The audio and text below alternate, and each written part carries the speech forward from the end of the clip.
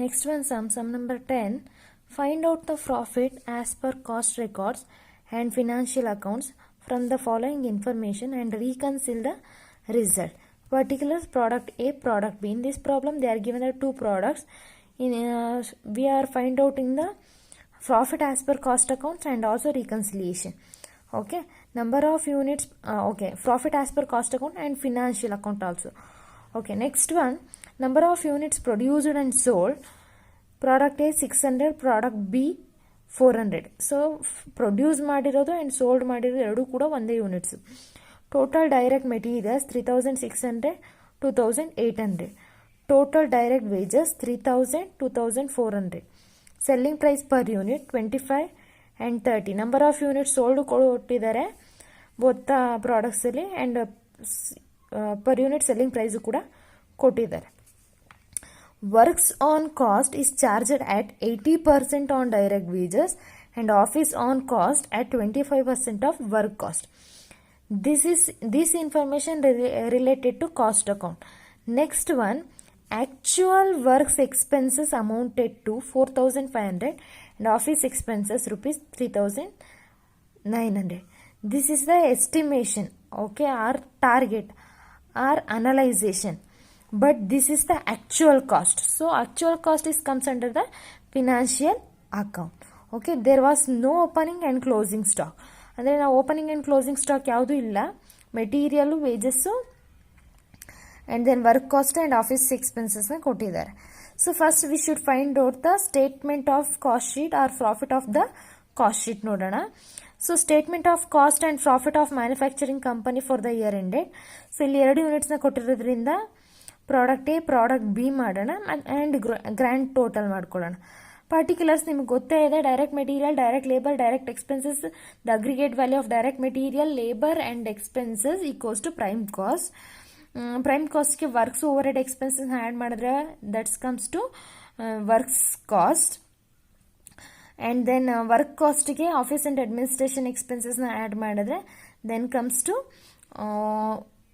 Production cost or cost of production. So cost of ಪ್ರೊಡಕ್ಷನ್ಗೆ again selling and distribution ಎಕ್ಸ್ಪೆನ್ಸಸ್ನ add ಮಾಡಿದ್ರೆ then comes to total cost. Total ಕಾಸ್ಟ್ಗೆ ಪ್ರಾಫಿಟ್ನ add ಮಾಡಿದ್ರೆ selling price ಬರುತ್ತೆ. This is the format of cost sheet. In this problem they are given only direct material and direct wages. C the problem. Direct material 3600 A product, 2800 B product. So this is a product, this is a unit column, this is a rupees column. B product, this is a unit column, this is a rupees column. Sorry, yes, this is unit column, this is a rupees column. This is a grand total column. Okay, so first one, direct material. Product A 3600. ಇಲ್ಲಿ number of units ಬೇಕು ಅಂದರೆ 3600 divided by 600 ಮಾಡಿದ್ರೆ so on that time you will get cost per unit of material. Okay, direct material. So in the same way B product material cost is 2800. Rate per unit ಬೇಕು ಅಂತ ಹೇಳಿದ್ರೆ 2800 divided by 400 ಮಾಡಿದ್ರೆ 7 ಬರುತ್ತೆ. Next direct wages 3000 and 2400. Write down 3000 and 2400.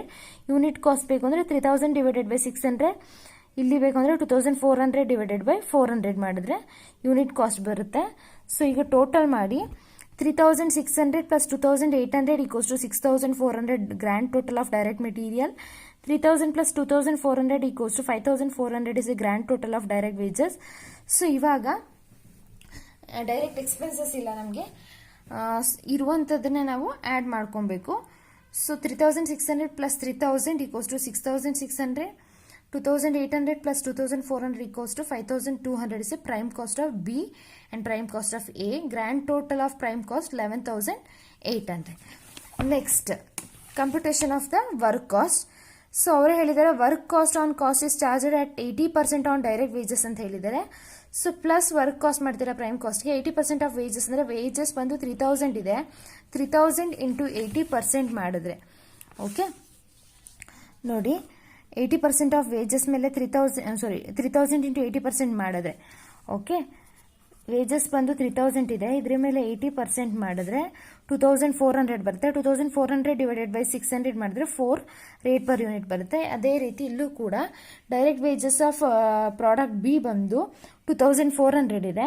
2400 ಮೇಲೆ 80% ಮಾಡಿದ್ರೆ so on that time value 1920 ಬರುತ್ತೆ. Divided by 400 ಮಾಡಿದ್ರೆ 4.8 ಬರುತ್ತೆ. ಸೊ ಗ್ರ್ಯಾಂಡ್ ಟೋಟಲ್ ಬಂದು 2400 ಪ್ಲಸ್ 1920 ಮಾಡಿದ್ರೆ 4320 ಬರುತ್ತೆ. Next work cost. ಈಗ ಟೋಟಲ್ ಮಾಡಬೇಕು. Prime cost plus works overhead ಎಕ್ಸ್ಪೆನ್ಸಸ್ನ ಟೋಟಲ್ ಮಾಡಿದ್ರೆ ನಿಮಗೆ ವರ್ಕ್ ಕಾಸ್ಟ್ ಬರುತ್ತೆ. ಸೊ ಆಲ್ರೆಡಿ ಪ್ರೈಮ್ ಕಾಸ್ಟ್ ಬಂದು 6600 ಇದೆ ಪ್ರಾಡಕ್ಟ್ ಎಲ್ಲಿ, ಪ್ಲಸ್ 2400 ಮಾಡಿದ್ರೆ 9000 ಆಗುತ್ತೆ. ಅದೇ ರೀತಿ ಯೂನಿಟ್ಸ್ನು ಕೂಡ ಟೋಟಲ್ ಮಾಡ್ಕೊಳ್ಳಿ. ಪ್ರಾಡಕ್ಟ್ ಬಿ ಯಲ್ಲಿ 5200 ಇದೆ, ಪ್ಲಸ್ 1920 ಮಾಡಿದ್ರೆ 7120 ಆಗುತ್ತೆ. ಗ್ರ್ಯಾಂಡ್ ಟೋಟಲ್ ಬಂದು 11800 ಇದೆ, ಪ್ಲಸ್ 4320 ಮಾಡಿದ್ರೆ 16120 ಆಗುತ್ತೆ. Next calculation of the office overhead. So heading hockey this is also 25% of work cost. Work cost ಬಂದು 9000 ಇದೆ, 9000 ಮೇಲೆ 25% ಮಾಡಿದ್ರೆ 2250 ಆಗುತ್ತೆ. ಇಲ್ಲೂ ಕೂಡ 7120 ಮೇಲೆ 25% ಮಾಡಿದ್ರೆ 1780 ಆಗುತ್ತೆ. ಡಿವೈಡೆಡ್ ಬೈ 400 ಮಾಡಿದ್ರೆ 4.45 ಬರುತ್ತೆ. 2250 divided by 600 number of units produced and sold ಬಂದು 600 ಇದೆ ಪ್ರಾಡಕ್ಟ್ ಯಲ್ಲಿ. ಡಿವೈಡೆಡ್ ಬೈ ಮಾಡಿದ್ರೆ 3.75 ರೇಟ್ ಪರ್ ಯೂನಿಟ್ ಬರುತ್ತೆ. ರೇಟ್ ಪರ್ ಯೂನಿಟ್ ಕ್ಯಾಲ್ಕುಲೇಟ್ ಮಾಡೋದು ನಿಮ್ಗೆ ಗೊತ್ತೇ ಇದೆ. ಯೂನಿಟ್ಸ್ ಕಾಲಮ್ನ ಟೋಟಲ್ ಮಾಡಿ 15 plus this is office and administration expenses. 15 plus 3.75 18.75. 9000 plus 2250 11250. 17.8 plus 4.45 22.25. 7120 plus 1780 8900. 16120 plus 4030 20,150. Okay, this is a cost of production or total cost. Because ಯಾಕೆ ಇಲ್ಲಿ total cost ಅಂತ ನಾನು ಅಸೈನ್ ಮಾಡ್ತಿದ್ದೀನಿ ಅಂದರೆ ಸೆಲ್ಲಿಂಗ್ ಅಂಡ್ ಡಿಸ್ಟ್ರಿಬ್ಯೂಷನ್ ಎಕ್ಸ್ಪೆನ್ಸಸ್ ಯಾವುದೇ information ಇಲ್ಲ. So ಹಾಗಾಗಿ ಇದನ್ನು ಟೋಟಲ್ ಕಾಸ್ಟ್ ಅಂತ ಕನ್ಸಿಡರ್ ಮಾಡ್ತಿದ್ದೀನಿ. ಓಕೆ, ನೆಕ್ಸ್ಟ್ ನಮಗೆ ಪ್ರಾಫಿಟ್ನ ಫೈಂಡ್ ಔಟ್ ಮಾಡಬೇಕು. But we don't know the profit percentage, but they are given the selling price. Okay, selling ಪ್ರೈಸನ್ನು ಯಾವ ರೀತಿ ಮಾಡೋದಪ್ಪ ಅಂತ ಹೇಳಿದ್ರೆ, ಸೊ ಅವರೇ ಹೇಳಿದ್ದಾರೆ ಪ್ರಾಡಕ್ಟ್ ಯಲ್ಲಿ 25 ಪರ್ ಯೂನಿಟ್ ಅಂತ ಹೇಳಿದ್ದಾರೆ. ಸೇಲ್ಸ್ ಪ್ರೈಸ್ ಪರ್ ಯೂನಿಟ್ ಬಂದು 25 ಅಂತ ಹೇಳಿದ್ದಾರೆ. ನಂಬರ್ ಆಫ್ ಯೂನಿಟ್ಸ್ ಬಂದು 600 ಇದೆ. So 600 into 25 equals to 15,000. ಇಲ್ಲಿ ಕೂಡ 400 ಇಂಟು 30 ಮಾಡಿದ್ರೆ 12,000 ಆಗುತ್ತೆ. So 15 plus 12,000 equals to 27,000. So already ನಮಗೆ ಟೋಟಲ್ ಕಾಸ್ಟ್ ಬಂದು 20,150 ಇದೆ. 27,000 ಮೈನಸ್ 20,150 ಮಾಡಿದ್ರೆ 6,850 ಬಂದು ಟೋಟಲ್ ಪ್ರಾಫಿಟ್ ಆಗುತ್ತೆ. ಇಲ್ಲಿ ನಮಗೆ ಬಂದು ಸೆಲ್ಲಿಂಗ್ ಪ್ರೈಸ್ ಪ್ರಾಡಕ್ಟ್ ಬಿದು 12,000 ಇದೆ. 8,900 ಬಂದು ಟೋಟಲ್ ಕಾಸ್ಟ್ ಇದೆ. Remaining balance is a profit 3,100. So ಇಲ್ಲೂ ಕೂಡ ಹಾಗೆ ಆಗುತ್ತೆ. 15,000 is a product A selling price. 11,250 is a total cost. Difference amount will be 3,750 is the profit of product A. Okay, so ಇವಾಗ ನಾವೇನ್ ಮಾಡಿದೀವಿ, 6,850 ಏನಿದೆ this is the profit as per cost account. Okay, ಈಗ next ನಾವು find out ಮಾಡಬೇಕಾಗಿದ್ದು profit as per financial accounting. So ಅದಕ್ಕೆ format ಬಂದು trading profit and loss account for the year ended, particulars amount column, particulars amount column. So ಇಲ್ಲಿ ಬರೋದಾದ್ರೆ first one two materials A and B values ಇದೆ 3,600 2,800. ಇದನ್ನ problem ಅಲ್ಲೇ ಕೊಟ್ಟಿದ್ದಾರೆ. Add ಮಾಡಿದ್ರೆ 6,400 is total material. Wages also same 3,000 A product wages, B 2,400. Add ಮಾಡಿದ್ರೆ 5,400. So works ಓವರ್ ಹೆಡ್ಗೆ ರಿಲೇಟೆಡ್ ಆಗಿ ಅಂಡ್ ಆಫೀಸ್ ಓವರ್ ಹೆಡ್ಗೆ ರಿಲೇಟೆಡ್ ಆಗಿ ಅವರ ಪ್ರಾಬ್ಲಮ್ ಅಲ್ಲಿ ಕೊಟ್ಟಿದ್ದಾರೆ. ಆಕ್ಚುಯಲ್ ಕಾಸ್ಟ್ ಅಂತ ಹೇಳಿ 4,500 and 3,900. Write down 4,500 and 3,900. Next sales. Credit side ನಿಮ್ಗೆ ಗೊತ್ತೇ ಇದೆ ಫಾರ್ಮ್ಯಾಟ್. ಸೇಲ್ಸ್ ಬರುತ್ತೆ. ಸೊ ಸೇಲ್ಸ್ ಬಂದು ನಾವು ಆಲ್ರೆಡಿ ಫೈಂಡ್ ಔಟ್ ಮಾಡಿದೀವಿ. ಸೊ ಇಲ್ಲಿ ಪ್ರಾಬ್ಲಮ್ ಅಲ್ಲೂ ಕೂಡ ಹೇಳಿದ್ದಾರೆ. ಸೆಲ್ಲಿಂಗ್ ಪ್ರೈಸ್ ಪರ್ ಯೂನಿಟ್ ಬಂದು 25, number of units sold product ಯಲ್ಲಿ 600 ಅಂಡ್ ಸೆಲ್ಲಿಂಗ್ ಪ್ರೈಸ್ ಬಿ ಬಂದು 30, ನಂಬರ್ ಆಫ್ ಯೂನಿಟ್ಸ್ ಪ್ರೊಡ್ಯೂಸ್ ಬಂದು 300 ಅಂತೇಳಿ. ಸೊ ಹಾಗಾಗಿ 25 ಇಂಟು 600 30 ಇಂಟು 400 ಮಾಡಿದ್ರೆ ಎ ಬಿ ವ್ಯಾಲ್ಯೂಸ್ ಬರುತ್ತೆ 15,000 ಪ್ಲಸ್ 12,000 ಟೋಟಲ್ 27,000. ಸೊ ಇಲ್ಲಿ ಇವಾಗ ಟೋಟಲ್ ಮಾಡಿದ್ರೆ 6400 ಪ್ಲಸ್ 5400 ಪ್ಲಸ್ 4500 3900 ಆ್ಯಡ್ ಮಾಡಿದ್ರೆ ಟೋಟಲ್ 21,200 ಆಗುತ್ತೆ. ಸೊ ಕಂಪೇರ್ ಟು ಕ್ರೆಡಿಟ್ ಬ್ಯಾಲೆನ್ಸ್ಗೆ ಕಂಪೇರ್ ಮಾಡಿದ್ರೆ ಡೆಬಿಟ್ ಬ್ಯಾಲೆನ್ಸ್ ಏನಾಗಿದೆ, ಲೆಸ್ ಆಗಿದೆ. ಸೊ ಹಾಗಾಗಿ 27,000 ಈಕ್ವಲ್ ಆಗಿ ಎರಡರಲ್ಲೂ ಬರೀರಿ. So remaining balance difference amount ಏನು ಬರುತ್ತೆ, that is the net profit as per financial accounting ಆಗುತ್ತೆ. ಓಕೆ, ಸೊ ಇವಾಗ cost account as per cost accounting profit find out ಮಾಡಿದ್ದೀವಿ, ಆಸ್ ಪರ್ ಫಿನಾನ್ಷಿಯಲ್ ಅಕೌಂಟಿಂಗ್ ಪ್ರಾಫಿಟ್ನ ಫೈಂಡ್ ಔಟ್ ಮಾಡಿದ್ದೀವಿ. So this is a profit of as per financial accounting. This is the profit of as per cost accounting. Next, let us calculate the reconciliation statement. Particulars, inner column amount, outer column amount. First one ನೀವು ಇಲ್ಲಿ profit as per cost account ಮಾಡ್ತಿದ್ದೀರಾ. Profit as per cost account ಬಂದು 6,850 ಇದೆ. So ಯಾಕಂದ್ರೆ ಇಲ್ಲಿ find out ಮಾಡಿದ್ವಿ.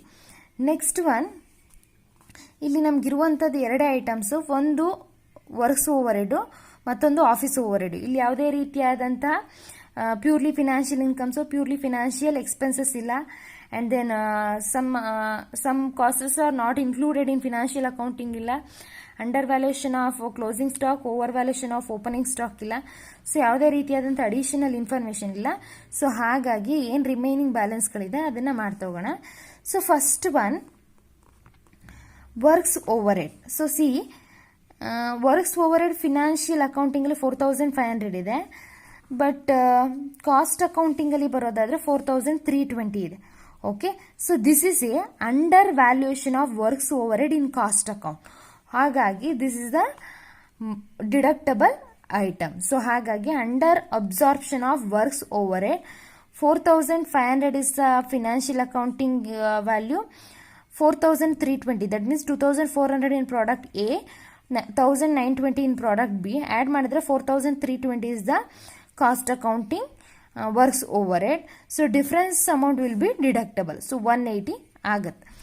Next, office overhead 3,900 in financial account and then cost account 4,030. So this is the over absorption of office overhead. That means over recovery.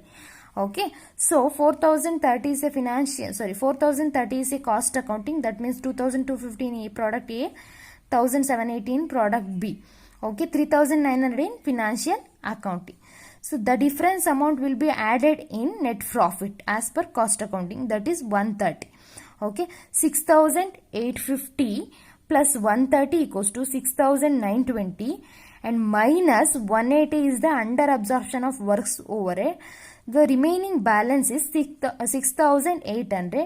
That is, whenever write the profit as per cost account in the head of reconciliation statement, the result will be profit as per financial account. This is a basic. So net profit as per financial accounting is 6,800.